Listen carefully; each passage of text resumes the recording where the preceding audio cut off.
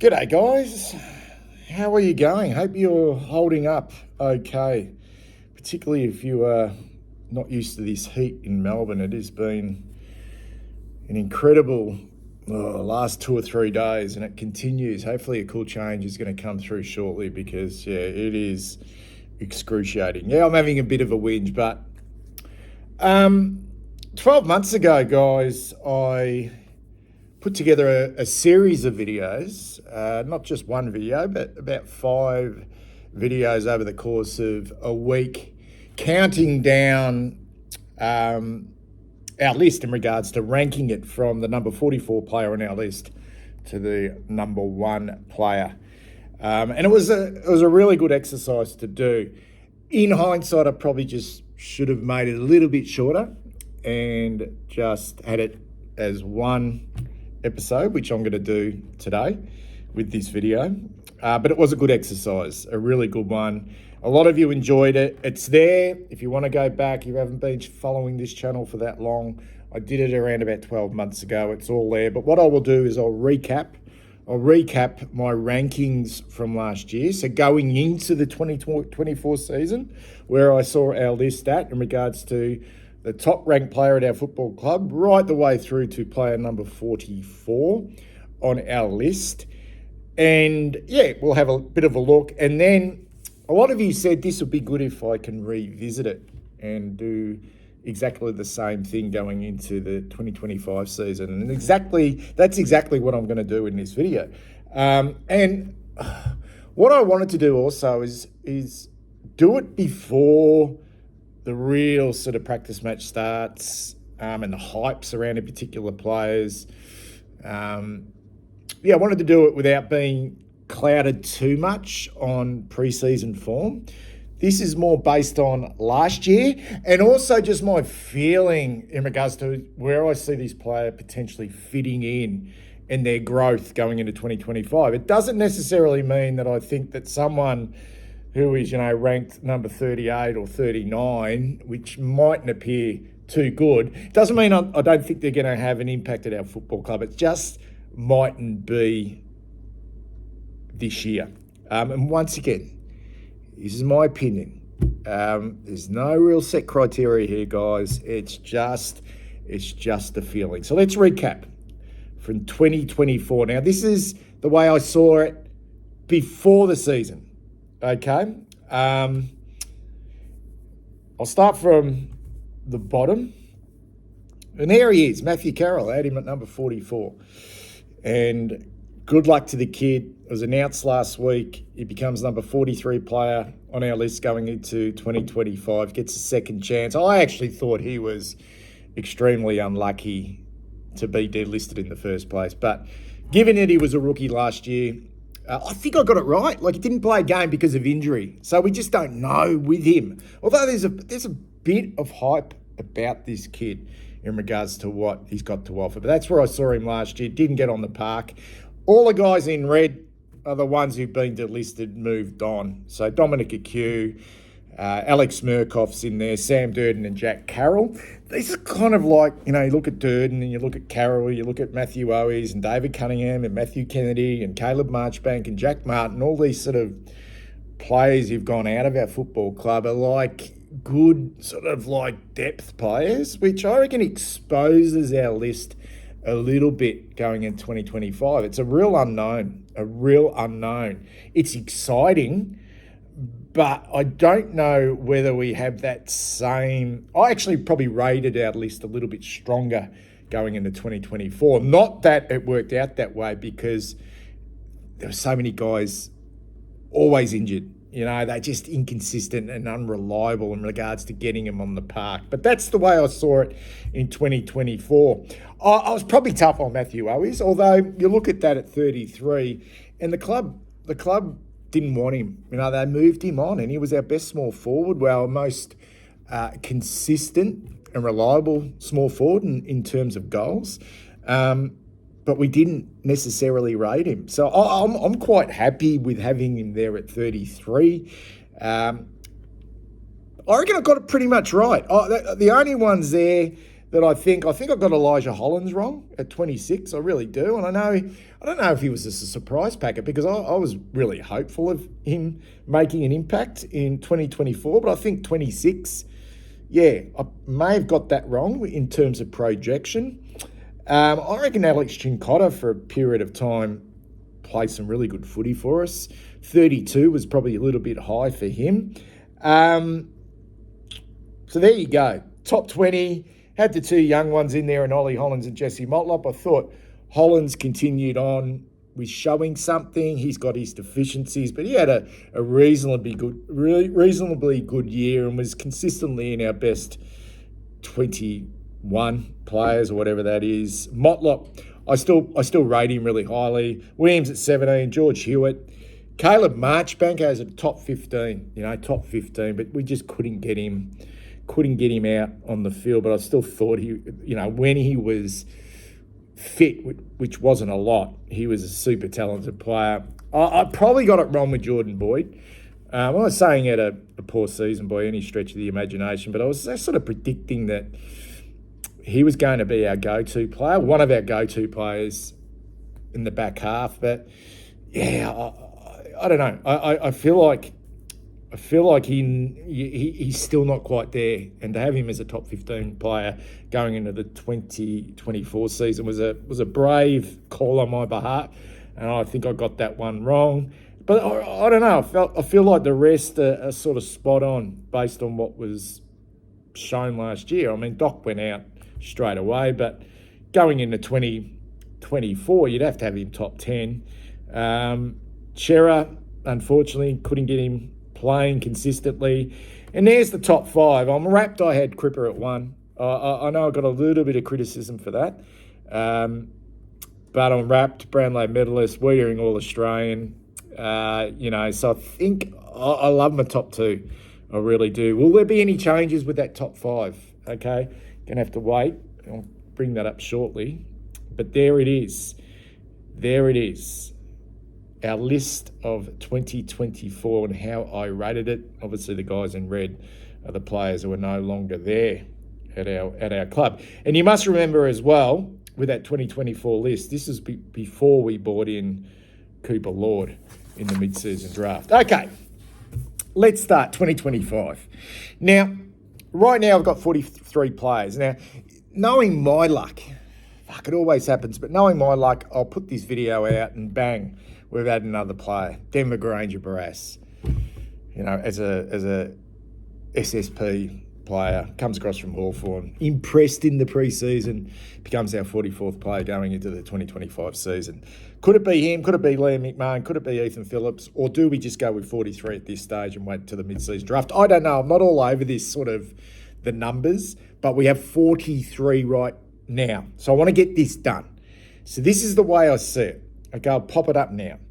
So this is 43 to 33. Now, I've got the 2 Irishmen. In brackets, guys, is where I had him rated last year. Now, poor old Rob Monaghan slipped. In his second season, he slipped from 42 to 43. How well is he going? I just don't see it with the kid. I really don't. And I've said it and I'll say it again. He'd be lucky last year, and he played just about every VFL game. He'd be lucky to get a game with Mick McGowan's killer. That's just the way I see it. I don't necessarily see a future for him. And I am more than happy, as you know, guys, I'm more than happy to put half a dozen of these over my noggin if Rob Monaghan becomes a really good player for the Carlton Football Club. I've got the more highly rated Matt Duffy, who is coming off an ACL, in front of him. I just think his size, his athletic traits are a little bit more exciting. So I'm really fascinated to see what he's got to offer. Has he joined in, sort of match sim at this stage? I'm going to go look at training on Saturday. I had to have a look at Matt Duffy, see how he's tracking. Never got a series of young guys. Charleston, rookie. O'Farrell, who I really like the look of. I really like the look of Harry O'Farrell, but I think he's maybe at least 12 months off before he's even considered for senior selection. He's just so light. And I'm not quite sure you can play a 197 metre string bean at this level. He'll get absolutely murdered, but I think he's got some ability. You got Lucas Camporelli. Now he's the winger. I've got Matthew Carroll. I'm wrapped for Matthew Carroll, and I think he shows something. I really do, just looking at his highlights and looking at his resume before he came to our club. I know he came as a rookie, but left footer, really tough, can play on multiple players in regards to playing that sort of defensive role. Can play a little bit taller, sometimes smaller, and great run and really good ball user. Ben Camporelli inside mid, and then it just becomes really like fascinating with these blokes coming into whether it's their second season, whether it's their third season, whether it's their fourth season. And I think this is the big if for us guys. It's an if. It's why I feel like our list is exciting, but somewhat vulnerable. Somewhat vulnerable if these guys don't show growth. And are we asking too much of them, considering this is a really important period for us? So O'Keefe and Lemmy, third year bigs. Big raps on O'Keefe, the way he's presented, massive boy. Can he go forward? Can he actually do something other than just being a ruckman? Just have to wait and see. Lemmy's the one that is fascinating. Who does he replace? He's probably not replacing anyone at the moment. He's a lumbering type, but he's a lumbering type. I can't have him any lower than 35. Fantasia's just slipped. I just don't see him part of our future. I don't. I just don't, based on what I've seen. I really don't. I think he's at the wrong side of that at his best. And we're a team now that we need a veteran's best, if you know what I mean. We need or close to their best, and I think he's that far off it. It's not funny. Binns played a couple of games at the back end of the last year, so he's another one. It's very hard to project someone like Jackson Binns unless you've seen what he's doing, who he's matched up and matched him. But based on last year, based on what we've got, I can't have him any higher than 33. Any lower than 33. All right, let's go up to the next group of players. I'm excited about Billy Wilson, I really am, but he's another one. Hasn't played a senior game yet in his first season, but quickest player at our football club and an excellent ball user. 32, but I felt like I wanted to have him higher given some of our problems in defence with our smaller type players. Newman out, question marks over the fitness and body of Alex Chincotta.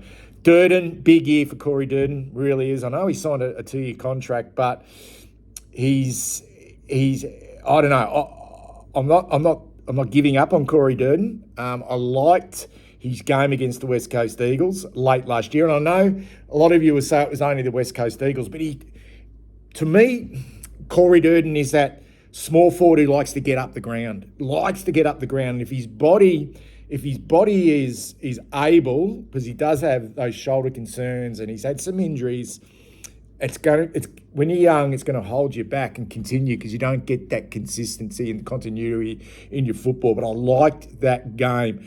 He showed something in that game. So I'm not giving up on Corey Durden. Another really fascinating watch is Ashton Moy coming into his second season. We're still asking a lot for a second-year player. Is he going to push maybe a Zach Williams out? I know people will say, well, he's more of your hybrid type, but is he going to push a Brody Kemp out at this stage? I don't think so. Has he got more potential down the track than, say, a Brody Kemp? Maybe he has. Maybe he hasn't. Can't tell yet. He's a highly skillful footballer, but we didn't necessarily see it at VFL level, but we saw some glimpses when he played as a sub in the AFL. But it's not enough at this stage, but he has put on some size, which is exciting. Lewis Young's still important as a backup. Simple as that. He's not ideal, Lewis Young. He's not ideal at all. And if he wasn't contracted, he'd probably be delisted. But he's pure backup. Mark Pitnet slips from 21 out to 28. He's on our list. 4-year contract. Big, strong.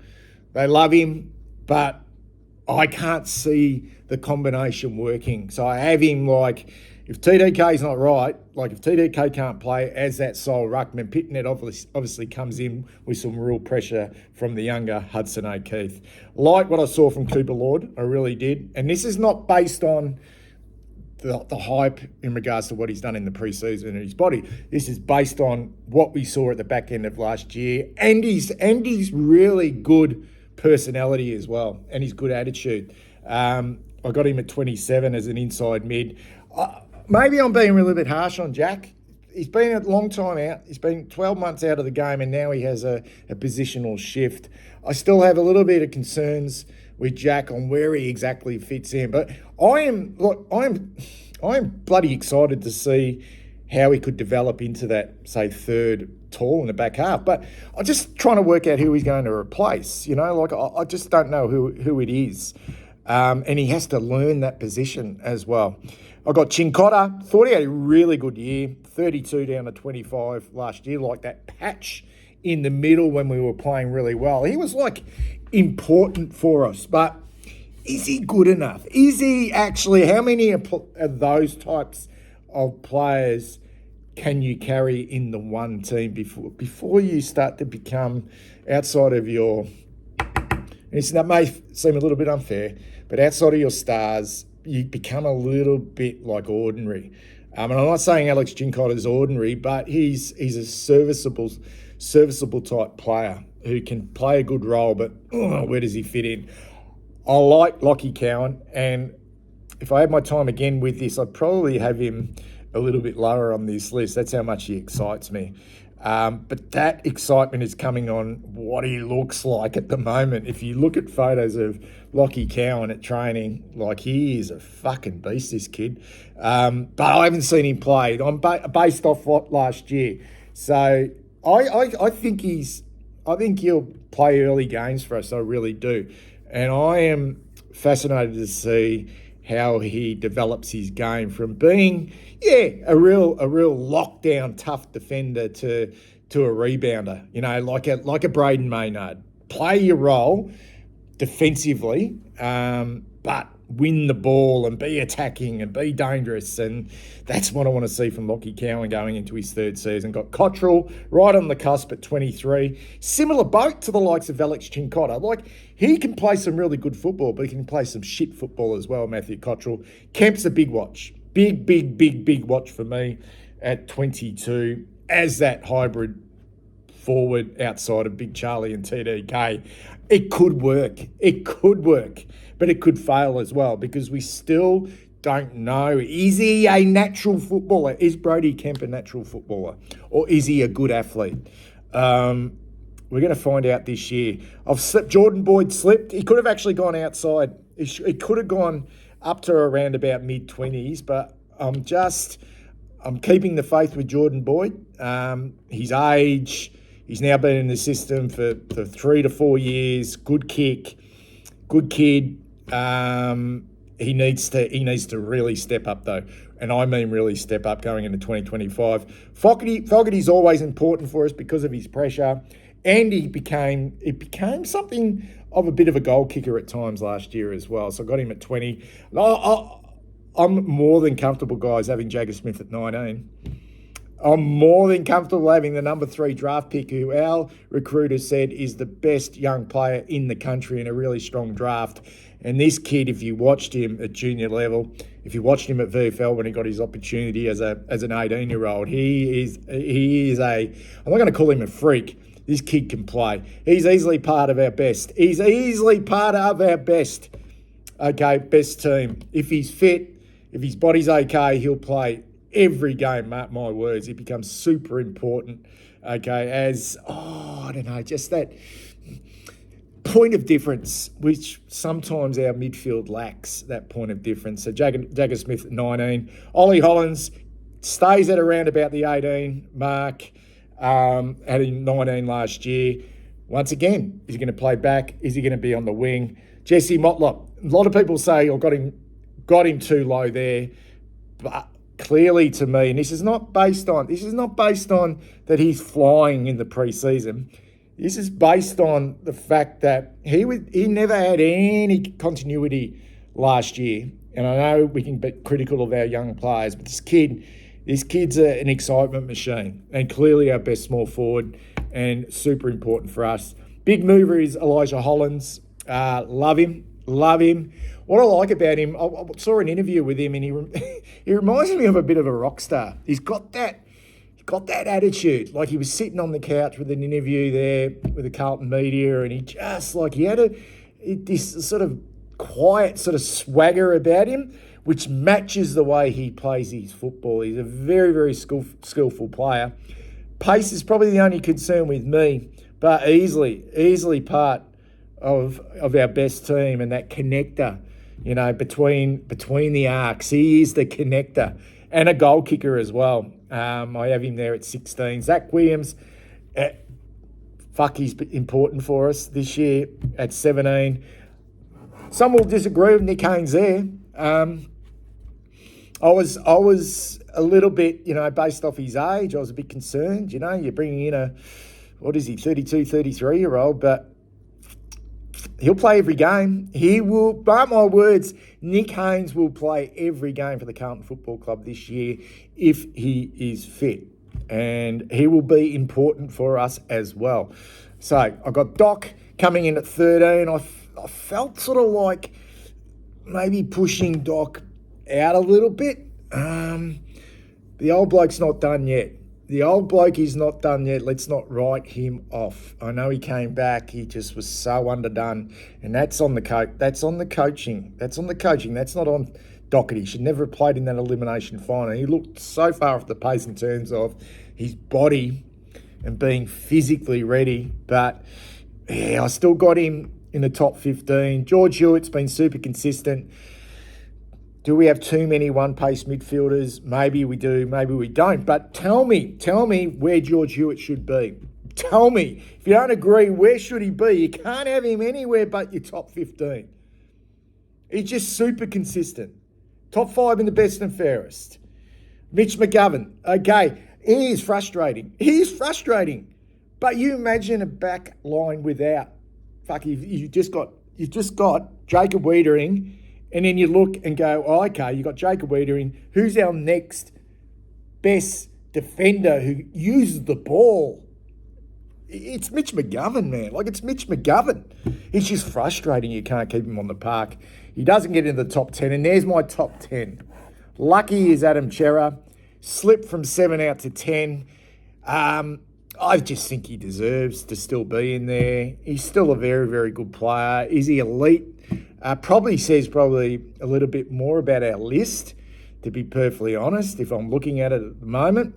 Saad is one that I thought had a little bit of a disappointing season last year. He slips to 9. We're not even going to see Nick Newman at all, but I have him at ranked number 8.